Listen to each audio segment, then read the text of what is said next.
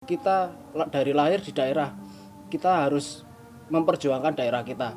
Jadi bagaimanapun caranya kita kerja sesuai bidang masing-masing, profesional secara kemampuan yang kita miliki. Di situ kita juga bisa mencari pundi-pundi uang.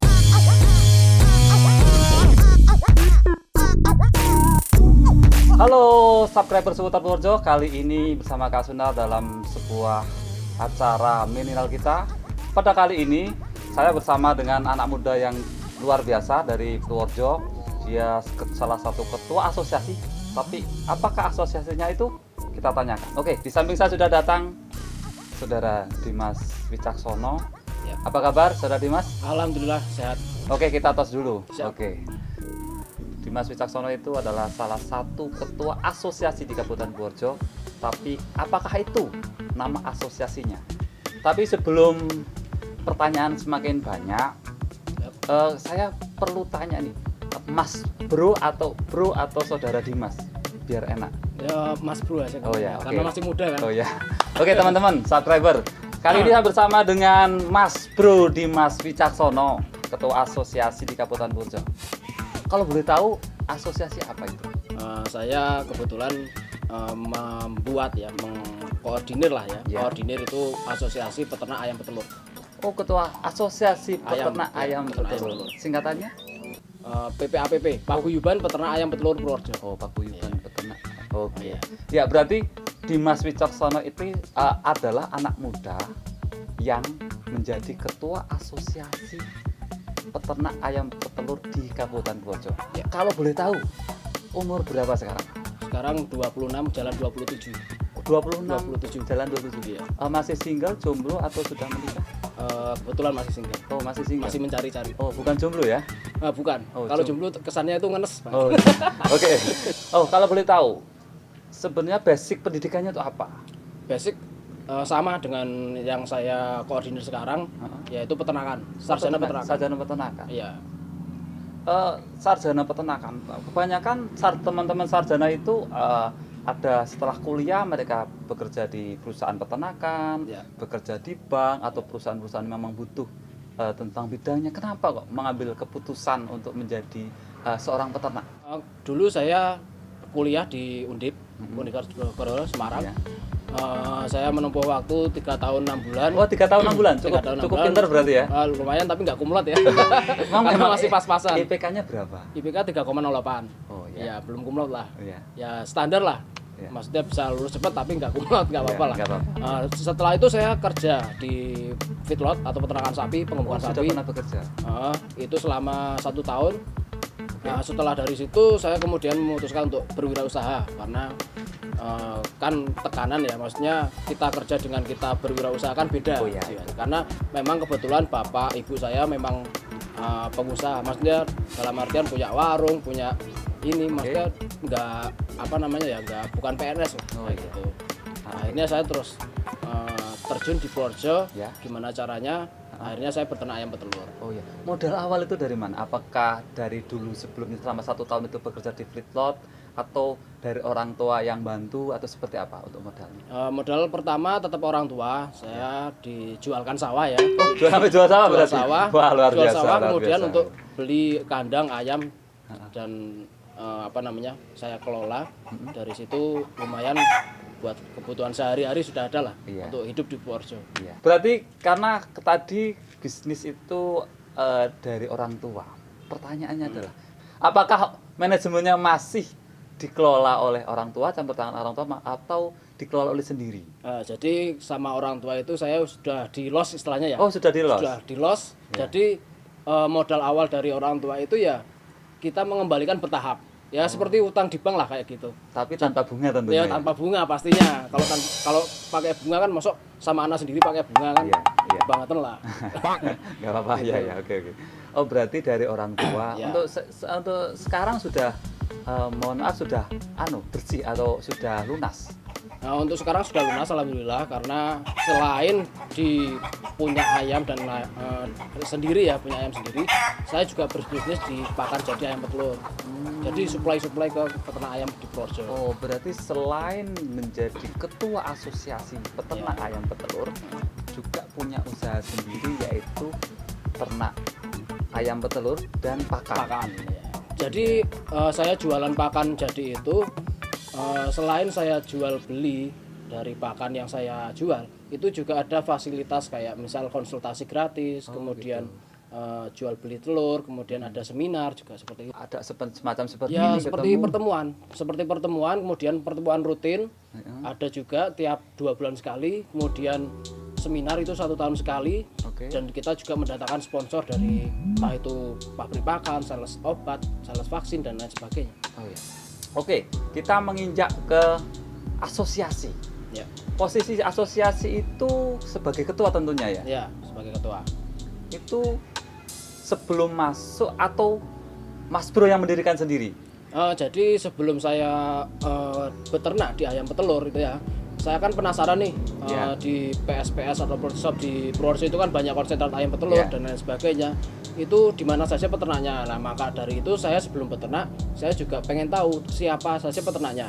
Oh, Nah, dari situ saya juga keliling Purworejo. Keliling Purworejo mendatangi peternak, kemudian saya minta nomornya, kemudian saya bentuk grup WA. Oke. Nah, dari situ kemudian peternak-peternak ingin mengadakan pertemuan. Nah, pertemuan pertama itu kemudian mengamanahkan saya untuk menjadi ketua asosiasi karena saya backgroundnya juga dari peternakan. Seperti itu. Berarti Mas Bro Dimas ini yang menginisiasi Ya. terbentuknya asosiasi ini. Ya, kurang lebih seperti itu. Untuk masuk ke asosiasi ini, apakah memang harus peternak murni atau boleh yang lain?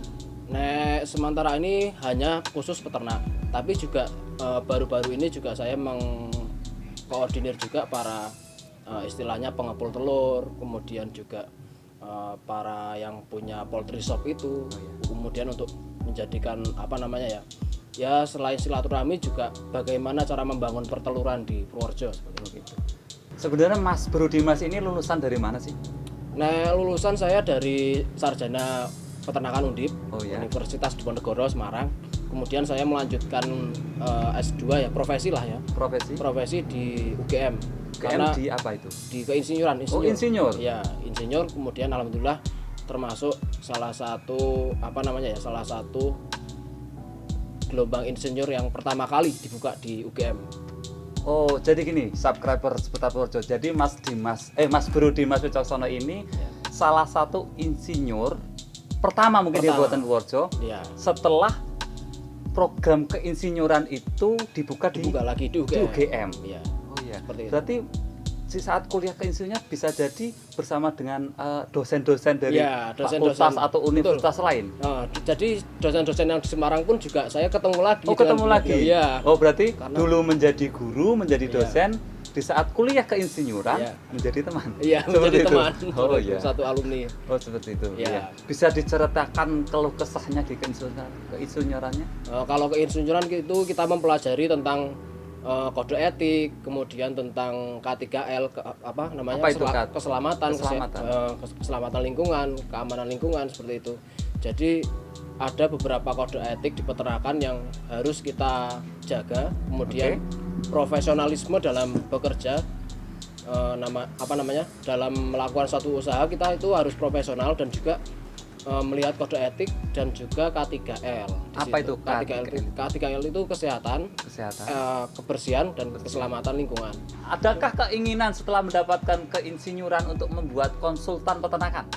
Pastinya ada, karena kan saya secara teori, secara akademisi dan secara praktisi saya juga sudah menjalankan selama 5 tahun ini ya, kurang lebih 5 tahun. Itu saya juga ada rencana ke situ, ke arah konsultan, karena sebelum ke arah konsultan saya juga sudah membimbing peternak. Jadi peternak yang mengambil pakan di saya itu saya kasih konsultasi gratis, kemudian bimbingan, kemudian ada garansi dan lain sebagainya. Oh, berarti sudah menerapkan social planner berarti Ya, social di planner mana di sudah. situ ada hubungan sosial juga ada hubungan finansial. Ya, finansial dan juga pemberdayaan ya. Pemberdayaan iya. Itu pasti. Pasti ada kendala. Coba bisa diceritakan kendala di asosiasi seperti apa? Ya, jadi kebanyakan pelaku usaha peternakan itu bukan berasal dari background peternakan. Oh, malah bukan dari berasal. Jadi banyak yang mungkin pensiunan, kemudian dari lurah atau bumdes seperti itu mendirikan dengan modal keyakinan saja. Jadi disitulah peran kita sebenarnya pada sarjana peternakan itu untuk kasih bimbingan. Jadi jangan langsung dilepas kayak gitu. Jadi bagaimana caranya kita membimbing peternak supaya peternak juga selain dia tahu secara teknis beternak, juga punya beberapa relasi dengan peternak-peternak lain seperti itu. Makanya saya punya grup WA juga di situ. Ada nggak teman-teman yang ada di asosiasi itu yang merasa tidak menerima, oh ada anak baru, muda, dengan keilmuannya, padahal mereka sudah yakin keilmuan yang dimiliki dengan prakteknya sudah lama pelihara ayam itu, akhirnya di saat Mas Bro ini menyampaikan secara keilmuan mereka tidak menerima, ada tidak? Ya banyak seperti itu, banyak sekali. Jadi ada yang orang sudah senior ya, sudah pengalaman, praktisi. Jadi saya cah wingi sore, justru saya malah belajar dari beliau. Bukan saya mengasih masukan secara teori seperti ini, justru tidak. Justru saya malah melihat pengalaman beliau, kemudian saya flashback ke teori. Apakah sudah ada teori apa belum? Umpan baliknya dikembalikan ke teori yang dimiliki. Jadi saya tidak menyalahkan peternak dengan pengalamannya yang sudah berpuluh tahun. Justru saya belajar dari situ, apakah ternyata betul atau tidak pengalaman itu. Dan di situ juga kita sharing. Kita nggak boleh menghakimi bahwa kita memang sudah kuliah, sudah sarjana, tapi kita tidak boleh memastikan bahwa ilmu itu harus sesuai dengan ada yang di perkuliahan. Jadi harus sesuai dengan yang ada di lapangan. Di pertemuan itu apakah membahas tentang progres untuk meningkatkan populasi atau hanya pemesan masalah saja dalam asosiasi? Ya, jadi kalau di pertemuan rutin itu yang kita bahas pertama tentang sharing tentang manajemen pemeliharaan. Manajemen pemeliharaan bagaimana, kemudian ada yang drop produksi atau kasih masukan dan lain sebagainya. Setelah itu kita ada wacana juga rencana untuk mendirikan suatu koperasi. Koperasi itu kita gunakan untuk untuk fasilitas peternak. Jadi di kedinasan juga kita, di pemerintah Dinas Purworejo juga kita sudah resmi ya, legal, sudah paguyuban yang resmi.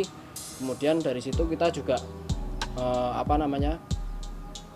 membuat satu ide-ide di mana bagaimana untuk perteluran itu di Purworejo stabil, kemudian menambah populasi pasti selalu ya. Selalu kita nambah populasi untuk swasembada daerah Purworejo sendiri, seperti itulah. Jadi telur Purworejo untuk Purworejo. Jadi untuk menjaga harga dan juga kualitas telur di Purworejo. Yang Mas Bro tahu itu untuk kebutuhan telur Kabupaten Purworejo itu dalam satu hari atau mungkin satu minggu itu sebenarnya berapa ton sih? Kalau dalam satu bulan itu sekitar 40 ton lebih. Satu bulan 40 ton? Ya, 40 ton lebih itu untuk masyarakat Purworejo sendiri ya. Nah untuk asosiasi sejauh ini berapa yang bisa kita untuk asosiasi paling baru 10 sampai 15 ton. 10 sampai 15 ton dari kebutuhan sekitar 40 ton satu bulan. Itu jadi masih banyak peluang lah. Maksudnya untuk kita beternak itu masih ada peluang yang bagus di Purworejo. Karena masih jarang.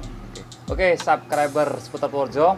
Tadi saya ingin menarik kesimpulan sedikit. Tadi Mas Bro Dimas sudah menyampaikan bahwa kebutuhan telur di Kabupaten Purworejo selama 1 bulan itu sekitar 40 kilo ya? 40 ton. 40 ton ya. Tapi dari asosiasi baru mampu sekitar 10 sampai 15 ton.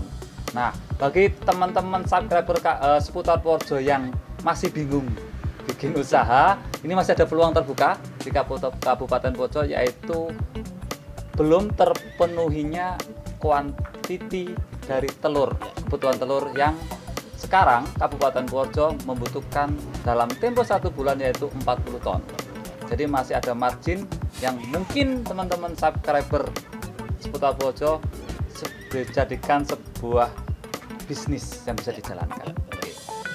Sebelum kita tutup acara ini, bisa dinikmati dulu Saudara Dimas, ini sebuah roti dari Luminto Cake. Untuk yang mensponsori kegiatan ini, program ini, mungkin ini telur dari, tentunya roti ini kan membutuhkan telur fresh ya. Ya harapannya dari Luminto Cake mungkin ambil dari peternak lah, peternak yang Mas Bro dampingi untuk dalam asosiasi itu mungkin ambil. Bisa dinikmati dulu Mas Bro sambil kita jangan ini, oke? Nanti mungkin setelah ini kita bisa kerjasama buat kesepakatan bahwa telur yang dari Luminto Cake memang betul-betul telur fresh gitu.